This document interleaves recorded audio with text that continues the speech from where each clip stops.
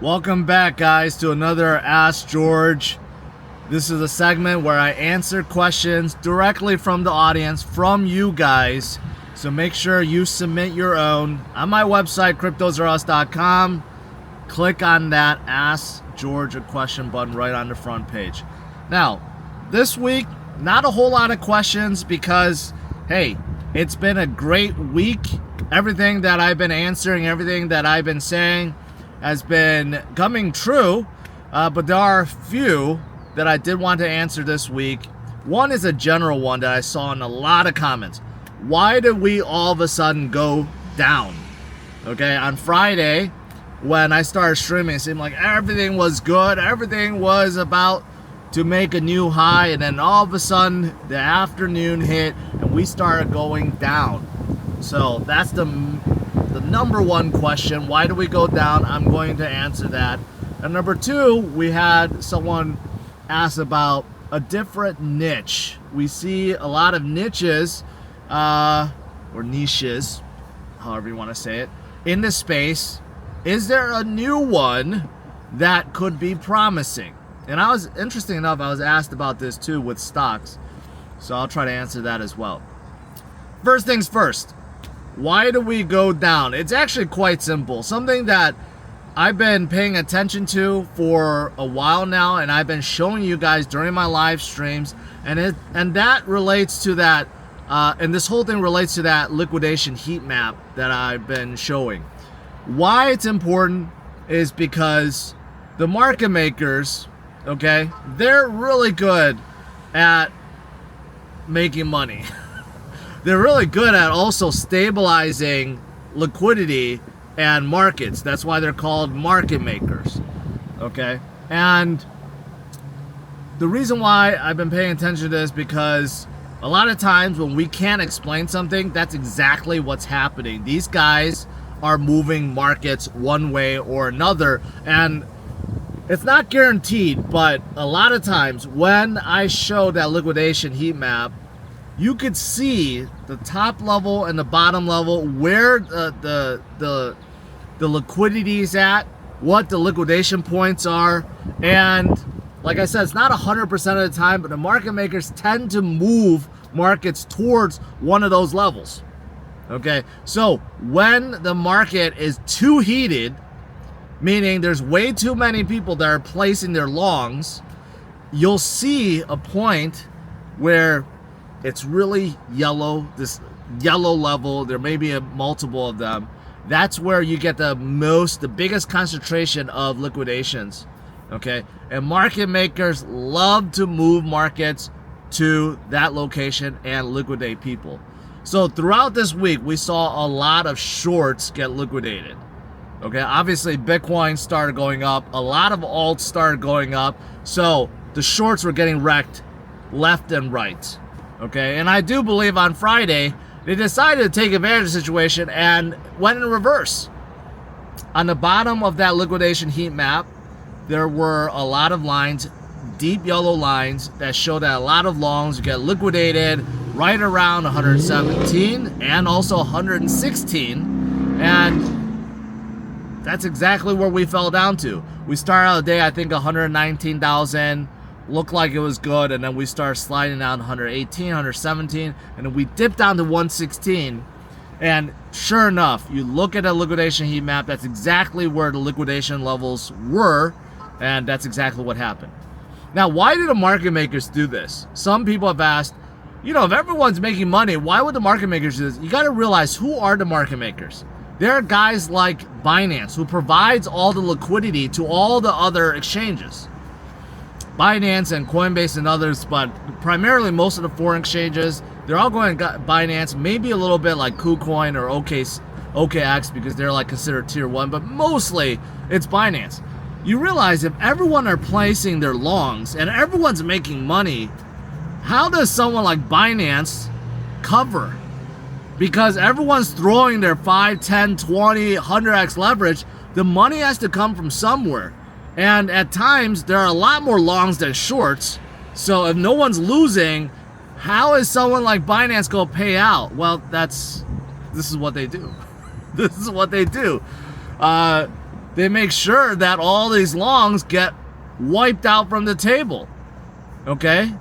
They have to kind of clear the space, reset things. This is why they do it. And the same thing on the other side. When it's really bearish and there's all these shorts and there's no longs, how are they going to cover? They have to make sure that things balance out. Now, you could say, well, this sounds very manipulative. It shows they have too much power, and how is this legal? Well, it's been ongoing for a long, long time. I'm sure this happens in a lot of other spaces too, but in crypto, because I think the amount of crypto and amount of liquidity someone like Binance has, and I'm just using them example. There are others, like I said, OKX, KuCoin, and others. Bybit probably too. They're huge. All these guys, they have enough with them to move markets, right? That's how they're doing it, and that's how they're clearing the playing field, so to speak, and how they keep continuing making billions upon billions of dollars by doing this, right? So as retail investors, as traders, what are you supposed to do? You got to look at these signs, right? You got to protect yourself, first of all. Don't risk too much. Always set stop gaps or stop losses, and make sure it's like, read the conditions. If everyone's too greedy, then pull some out, take some off the table. You can continue to ride things or, add to your positions, but, sometimes these drops are drastic or climbs are drastic. So you got to be careful. So that's why it's happening. Whether you like it or not, I'm 100% believer in this, that these market makers are just moving markets to clear things out, and after they do, guess what? We recover, right? So after we hit 116 something, what happened? We started recovering. 117, 18, we're back to 118 now. We may be back to 119 by the time you guys watch this, like nothing's happened. So the only purpose was to drive out the longs. That was it. If you're a spot trader or you're just a holder, then you have no worries. Like, you wake up and then you're like, okay, things are back to normal. But if you are a trader, well, you got to be aware of this. This is one of the things that actually will be taught in the boot camp that I've been telling you guys about, which is going to start next week. So make sure you want to learn more about trading and how to protect yourself and all these signals that exist. Make sure you join that boot camp, which is free for all. You just have to enroll. Again, there's a link in the description. You could check it out. I think we got over like 700 people now that are enrolled, and that number will probably go higher. So the very first one, we will limit it, and then we'll do one every single month. But that's number one, why we fell. But the good thing is, again, now that we are recovering, everything is coming back up. ETH is above 3,600 again. Sol is above a 180. And then you got some others that are moving. Like I see AVAX making big moves, up about 7% today, up over $26 because there's some hype about AVAX getting their own grayscale ETF. There are a lot of hype around ETFs that are coming in October. XRP, Sol, AVAX, Cardano. I mean, all these guys may be getting their own spot ETF. So I think that's what's driving things up. Other chains or dApps, for example, that are related to Ethereum or stable coins, they're all pumping as well right now. So you gotta pay attention to that. There could be a huge recovery with anything related to DeFi, DePIN, lending, anything within these categories that's related to Ethereum because of the stablecoin phenomenon, because of Genius Bill passing, not phenomenon, but the momentum for stablecoins. I think these sectors will do very well, and not just on Ethereum too. For all these other chains, the dApps that relate to, again, DeFi, DePIN, RWA is another one. I think they're all going to do well. And remember, we still have the Clarity Bill too that is waiting to pass Senate. That could also drive things much higher. But this whole notion, are we in altcoin season? It's starting to look like it. Like, again, I didn't want to make that call on Friday, and I don't want to make that official call yet, but it's looking more and more like it, because even with yesterday's dip, the alt stayed really strong. They went nowhere, and even today we're building upon that momentum. So yeah, and then you see like memes also doing really well. They're all coming back up. So it's looking more and more like this is the start of altcoin season. Okay, we're like there. I'm not officially calling it, but we're really close. Really close. All right, the last thing I want to talk about is this new niche that some people have asked me about. I'm going to be honest, I haven't looked at and haven't done a deep dive into specific projects. On Friday, I was asked about quantum stocks because I am also invested in stocks, and I told you guys the crypto related ones I'm very heavily involved with, like Coinbase and Circle and Hood. But people ask, hey, what about quantum stocks? And it's like, obviously quantum computers are going to be a big part of the future because of AI and all that stuff. I haven't looked into it, and someone submitted a question about like quantum related crypto.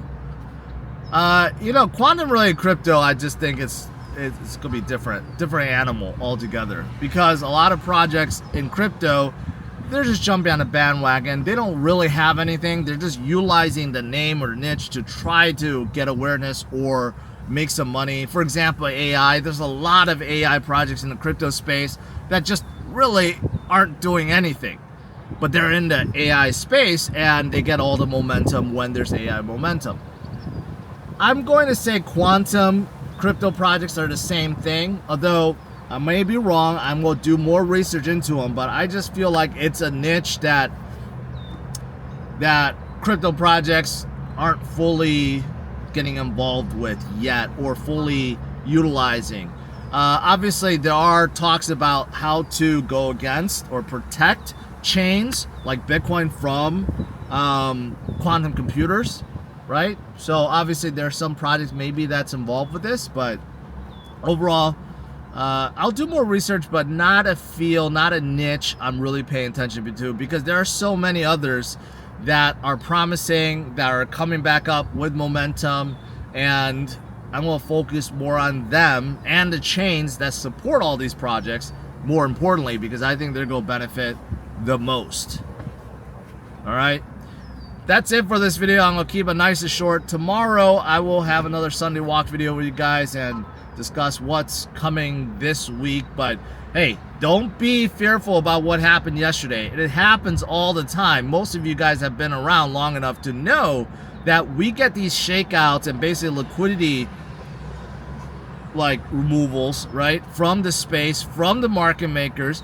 They do it. It happens all the time. You have to just deal with it. So don't get too greedy on those leverage calls. But the good thing is when things, recover back up, really good time to make some money. All right, that is it. Added a few new items to my merch store, by the way, and I'm going to be adding more in the future. So in case you're looking for more 3D printed stuff, it's there. And last thing is just listen to this exhaust. This is why I bought a 392.